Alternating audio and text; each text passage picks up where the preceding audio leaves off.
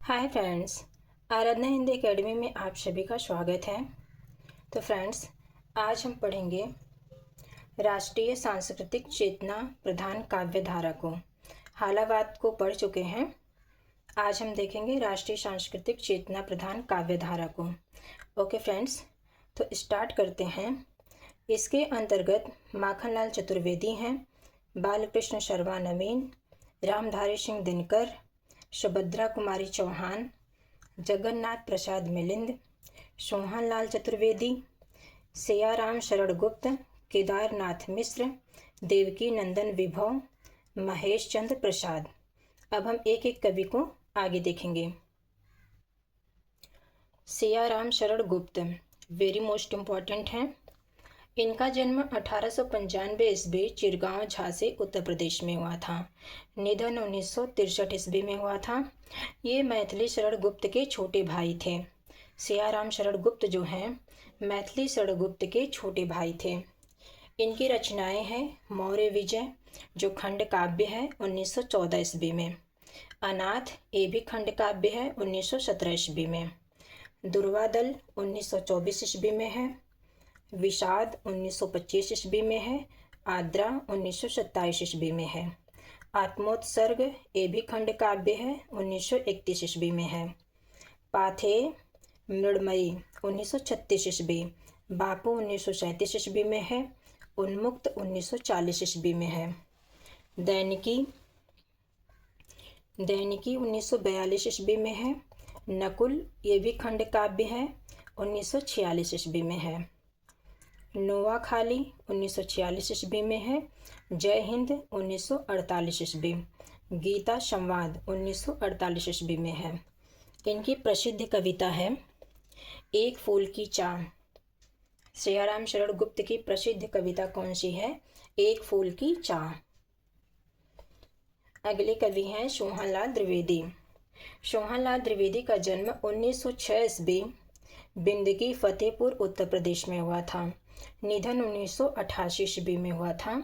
इनकी रचनाएं हैं भैरवी 1941 ईस्वी में, विषपान 1941 ईस्वी में है, वासव दत्ता 1942 ईस्वी में है, कुड़ाल 1943 ईस्वी में है, युगधार 1943 ईस्वी में है, बासंती 1944 ईस्वी में है, चित्रा 1944 ईस्वी में है, चेतना 1945 ईस्वी में है। इनकी अन्य रचनाएं देख लेते हैं कौन कौन सी हैं। झरना, पूजा गीत, प्रभाती, सेवाग्राम, बांसुरी। अगले कवि हैं जगन्नाथ प्रसाद मिलिंद। परीक्षा की दृष्टि से कोई मोस्ट इम्पॉर्टेंट नहीं है, लेकिन फिर भी फ्रेंड्स देख लेते हैं, क्वेश्चन कहीं से भी बन सकता है। इनका जन्म 1907 ईस्वी में हुआ था। निधन 1986 ईस्वी में हुआ था। इनकी रचनाएं हैं जीवन संगीत 1940 ईस्वी में है, नव युवक के गान 1942 ईस्वी में है, बलिपथ के गीत 1950 ईस्वी में है, भूमि की अनुभूति 1952 ईस्वी में है। ओके फ्रेंड्स, आगे देखेंगे माखनलाल चतुर्वेदी। माखनलाल चतुर्वेदी जो हैं परीक्षा की दृष्टि से मोस्ट इम्पॉर्टेंट हैं। इनका जन्म 1889 ईस्वी बाबई होशंगाबाद मध्य प्रदेश में हुआ था। निधन 1968 ईस्वी में हुआ था। इनके उपनाम है एक भारतीय आत्मा, मोस्ट इम्पॉर्टेंट है। माखनलाल चतुर्वेदी का उपनाम है एक भारतीय आत्मा, भारतीय संस्कृति का व्याख्याता कवि। इनकी चर्चित कविताएं हैं, मोस्ट इम्पॉर्टेंट हैं चर्चित कविताएं। पुष्प की अभिलाषा, पर्वत की अभिलाषा, जवानी, मरण ज्वार, कैदी और कोकिला, सखी वे मुझसे कहकर जाते। इनके काव्य संग्रह हैं, काव्य संग्रह भी मोस्ट इम्पॉर्टेंट है फ्रेंड्स। हिम किरीटनी 1943 ईस्वी में है, हिम तरंगड़ी 1949 ईस्वी में है, माता 1951 ईस्वी में है, समर्पण 1956 ईस्वी में है, युग चरण 1956 ईस्वी में है, वेडुलो गोजे धरा 1963 ईस्वी में है, मरण ज्वार 1963 ईस्वी में है, बिजुली काजल आज रही काजल आज रही 1964 ईस्वी में है। धूम्र वलय 1981 ईस्वी में है। आगे देखेंगे फ्रेंड्स। अगले कवि हैं रामधारी सिंह दिनकर। रामधारी सिंह दिनकर का जन्म 1907 ईस्वी सिमरिया मुंगेर बिहार में हुआ था। निधन 1974 ईस्वी में हुआ था। इसमें फ्रेंड्स जो बिहार के कवि हैं वो मोस्ट इम्पॉर्टेंट हैं बिहार के लिए। तो फ्रेंड्स आप लोग अच्छे से रिवीजन करते चलिए। Okay friends. इनके पिता का नाम रवि सिंह है और इनकी माता का नाम मनोरूप देवी था। इनके उपनाम हैं द्वितीय राष्ट्र कवि, अनल का कवि, अधैर्य का कवि, समय सूर्य। रामधारी सिंह दिनकर को समय सूर्य किसने कहा? अज्ञे ने। महज डिप्टी राष्ट्र कवि, ये अपने आप को खुद को कहते थे महज डिप्टी राष्ट्र का कवि। इनकी मुक्तक काव्य रचनाएं हैं। बारदौली। बारदौली इनकी प्रथम रचना है 1928 ईस्वी में और मोस्ट इम्पॉर्टेंट है। रेणुका 1935 ईस्वी में है। हुंकार 1939 ईस्वी में है। रसवंती 1940 ईस्वी में है। द्वंद्व गीत 1940 ईस्वी में है। यशोधरा 1946 ईस्वी में है। धूप और छां 1946 ईस्वी में है। श्यामधेनी 1947 ईस्वी में है। बापू 1947 ईस्वी में है। इतिहास के आंसू 1951 ईस्वी में है। धूप और धुआं 1951 ईस्वी में है। मिर्च का मजा 1951 ईस्वी में है। दिल्ली 1954 ईस्वी में है। दिल्ली किसी का उपन्यास है फ्रेंड्स? कमेंट में ज़रूर बताना दिल्ली किसका उपन्यास है। नीम के पत्ते 1954 ईस्वी में है। नील कुसुम 1954 ईस्वी में है। सूरज का काव्य 1955 ईस्वी में है। चक्रवात 1956 ईस्वी में है। कपीश्री 1957 ईस्वी में है। शिपी और शंख 1957 ईस्वी में है। नए सुभाषित 1957 ईस्वी में है। कोयला और कवित्व 1959 ईस्वी में है। परशुराम की प्रतीक्षा 1963 ईस्वी में है और मोस्ट इम्पॉर्टेंट भी है। मूर्ति तिलक 1964 ईस्वी में है। आत्मा की आंखें 1946 ईस्वी में है। दिनकर की शुक्तियाँ 1965 ईस्वी में है। हार्य को हरिनाम 1970 ईस्वी में है। रश्मि लोक 1974 ईस्वी में है। उर्वशी और अन्य श्रृंगारिक कविताएं 1974 ईस्वी में है। संचिता 1973 ईस्वी में है। रामधारी सिंह दिनकर के प्रबंधात्मक रचनाएं कौन कौन सी हैं? प्रणभंग 1929 ईस्वी में। कुरुक्षेत्र 1946 ईस्वी में। रश्मिरथी 1952 ईस्वी में है। उर्वशी 1961 ईस्वी में है। उर्वशी और किसकी रचना है फ्रेंड्स? अभी हम पीछे पढ़े हैं, ये भी आप लोग कमेंट में लिखना उर्वशी किसकी रचना है। अब दिनकर के हम निबंध संग्रह देख लेंगे। मिट्टी की ओर 1946 ईस्वी में है। अर्धनारीश्वर 1953 ईस्वी में है। रेती के फूल 1954 ईस्वी में है। हमारी सांस्कृतिक एकता 1956 ईस्वी में है। वेणुवन 1958 ईस्वी में है। धर्म नैतिकता और विज्ञान 1959 ईस्वी में है। वट पीपल 1961 ईस्वी में। साहित्यमुखी 1968 ईस्वी में है। आधुनिकता बोध 1973 ईस्वी में है। चेतना की शिखा ये कब है? 1973 में। विवाह की मुसीबतें 1974 ईस्वी में है। अब हम दिनकर जी की आलोचनात्मक रचनाएं देख लेते हैं कौन कौन सी हैं। तो इनकी आलोचनात्मक रचनाएं हैं। काव्य की भूमिका 1957 ईस्वी में है। पंत प्रसाद और मैथिली शरण 1958 ईस्वी में है। मोस्ट इम्पॉर्टेंट है, ये भी इनकी आलोचनात्मक रचना है। पंत प्रसाद और मैथिली शरण। शुद्ध कविता की खोज 1966 ईस्वी में है। टिप्पणी है फ्रेंड्स, विशुद्ध कविता की खोज किसका है? शुद्ध कविता की खोज रामधारी सिंह दिनकर 1966 ईस्वी में और विशुद्ध कविता की खोज डॉक्टर नामवर सिंह की रचना है। इनके यात्रा साहित्य देख लेते हैं। दिनकर के यात्रा साहित्य। देश विदेश कब है? 1957 ईस्वी में। मेरी यात्राएं 1970 ईस्वी में है। इनकी डायरी है दिनकर की डायरी, 1973 ईस्वी में है। इनके संस्मरण है लोकदेव नेहरू, मोस्ट इम्पॉर्टेंट है, 1965 ईस्वी में। संस्मरण और श्रद्धांजलियाँ, संस्मरण और श्रद्धांजलियाँ 1969 ईस्वी में है। ये दोनों संस्मरण इनके मोस्ट इम्पॉर्टेंट हैं। सांस्कृतिक विषयों पर आधारित निबंध संग्रह इनके कौन कौन से हैं? हमारी सांस्कृतिक एकता 1956 ईस्वी में है, ये भी मोस्ट इम्पॉर्टेंट है। राष्ट्रभाषा और राष्ट्रीय एकता 1956 ईस्वी में है। संस्कृति के 4 अध्याय 1956 ईस्वी में है। राष्ट्रभाषा और गांधी जी ये कब है? 1968 ईस्वी में। इनकी अन्य रचनाएं हैं उजली आग, 1956 ईस्वी में है, एक गद्य गीत है। उजली आग क्या है? गद्य गीत है। इसमें गद्य गीत, लघु कथाएं एवं सूक्तियाँ हैं। हे राम 1969 ईस्वी में 3 रेडियो रूपकों का संग्रह है। दिनकर के पत्र 1981 ईस्वी में है।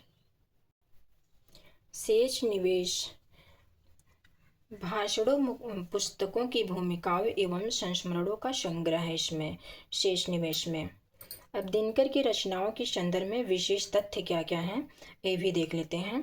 रेणुका, रेणुका में अतीत के प्रति मोह, तत्कालीन परिवेश के प्रति निराशा, राष्ट्रीय जागरण एवं प्रगतिवादिता, राष्ट्रीय जागरण एवं प्रगतिवादिता।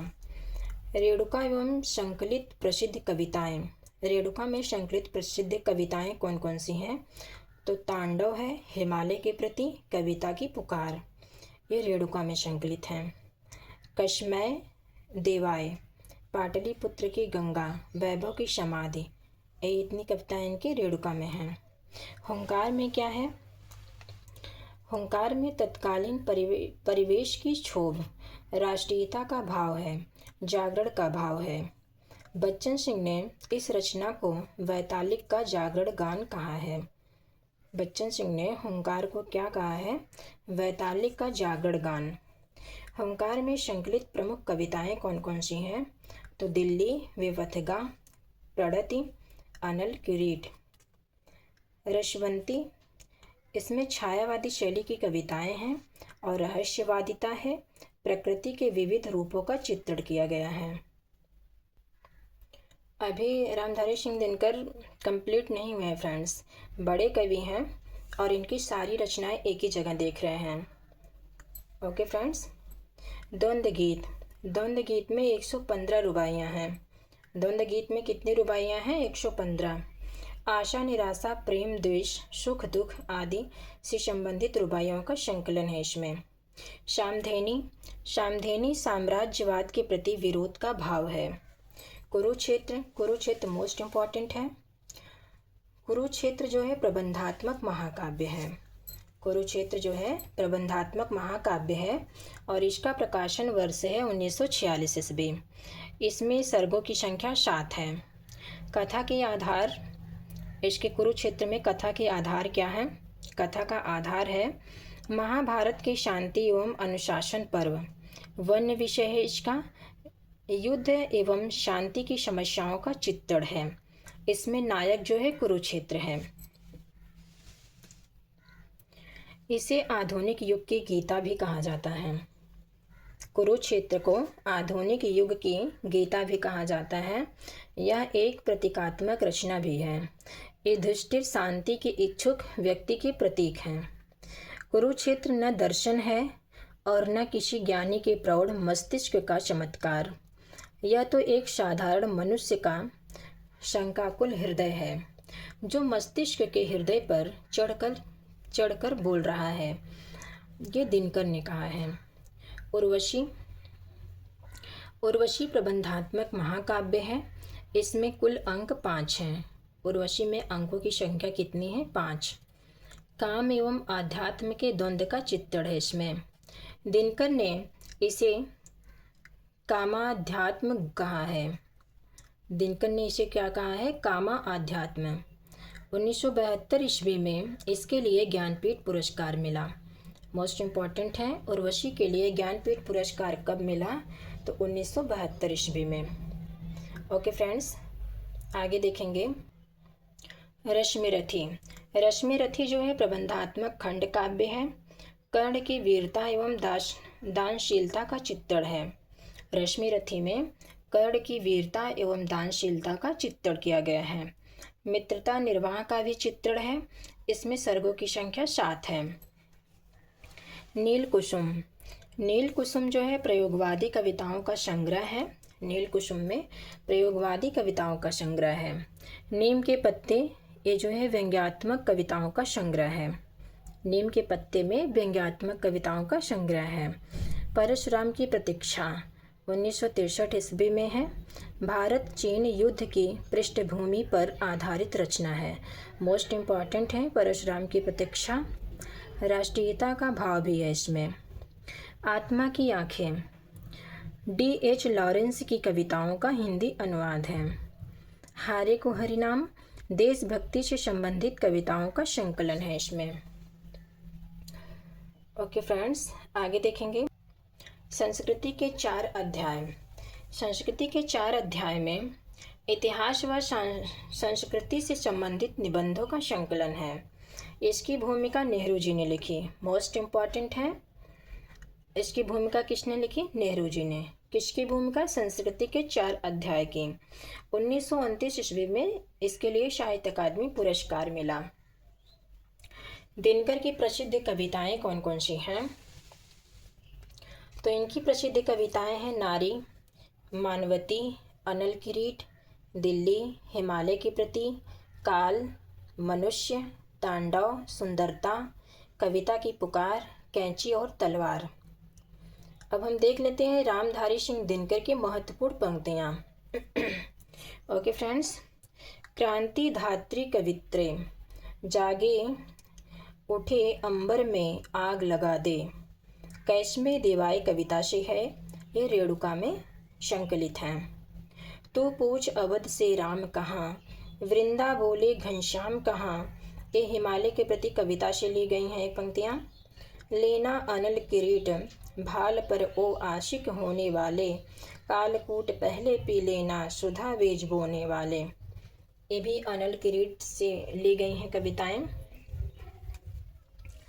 इनकी अगली कविता है तो होश करो दिल्ली के देवो होश करो, सब दिन तो यह मोहिनी न चलने वाली है, ये दिल्ली कविता से ली गई हैं। कुरुक्षेत्र से महत्वपूर्ण पंक्तियां हैं। छीनता हो सत्व कोई और तू, त्याग तप से काम ले यह पाप है, ये द्वितीय सर्ग में है। कुरुक्षेत्र के द्वितीय सर्ग से है। किंतु बढ़ता गया मस्तिष्क विशेष, छूट कर पीछे गया है रह हृदय का देश, ये षष्ठम सर्ग से हैं। छठे सर्ग से ली गई हैं कुरुक्षेत्र के। है बहुत बरसी धरित्री पर अमृत की धार, पर नहीं अब एक सुशील, है बहुत बरसी धरित्री पर अमृत की धार, पर नहीं अब एक सुशीतल हो सका संसार, ये भी छठे सर्ग से ली गई हैं।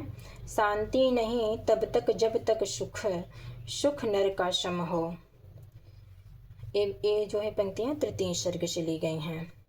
जब तक मनुज का यह सुख भाग नहीं सम होगा, शामित ना होगा कोलाहल या संघर्ष नहीं कम होगा, ये 7वें सर्ग से हैं। क्षमा शोभती उस भुजंग को जिसके पास ग्रह हो, ये तृतीय सर्ग से हैं। सच है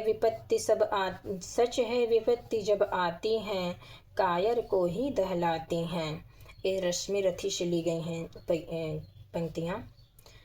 जब नास मनुज पर छाता है, पहले विवेक मर जाता है, ये भी रश्मिरथी से हैं। तो रामधारी सिंह दिनकर हुए कंप्लीट। अगले कवि हैं श्याम नारायण पांडे। श्याम नारायण पांडे का जन्म 1907 ईस्वी डमरुआ मऊ उत्तर प्रदेश में हुआ था। निधन 1991 ईस्वी में हुआ था। इनका उपनाम है जनता का कवि। इनकी रचनाएं हैं हल्दी घाटी 1939 ईस्वी में है, प्रबंधात्मक महाकाव्य है, इसमें 17 सर्ग हैं। इनकी अगली रचना है जौहर 1944 ईस्वी में है, ये भी प्रबंधात्मक महाकाव्य है। इसमें 21 सर्ग हैं जिन्हें चिंगारी कहा गया है। मोस्ट इम्पॉर्टेंट है, श्याम नारायण पांडे की कौन सी रचना है जिन्हें चिंगारी कहा गया है? तो जौहर। अगली रचना है तुमुल। तुमुल 1948 ईस्वी में है। त्रेता के दो वीर 1936 का परिवर्धित रूप है। इसमें लक्ष्मण और मेघनाद के मध्य हुए युद्ध का चित्रण भी किया गया है। अगली रचना है भारती 1946 ईस्वी में है। रूपांतर 1948 ईस्वी में है। जय हनुमान 1956 ईस्वी में है। और इनकी अन्य रचनाएं हैं रिमझिम, आंसू के कण, शिवाजी, वीर सुभाष। तो फ्रेंड्स, आज के लिए इतना ही। अब हम नेक्स्ट वीडियो में पढ़ेंगे केदारनाथ मिश्र प्रभात को। ओके फ्रेंड्स, मेरी वीडियो कैसी लगी आप लोग कमेंट में लिखना ना भूलें, और मेरी वीडियो को लाइक कीजिए, शेयर कीजिए, सब्सक्राइब कीजिए। ओके फ्रेंड्स, आप लोग बहुत अच्छे अच्छे कमेंट करते हैं, बहुत अच्छा लगता है। और ऐसे ही अपना प्यार आप लोग बनाए रखिए। Okay friends, Radhe Radhe.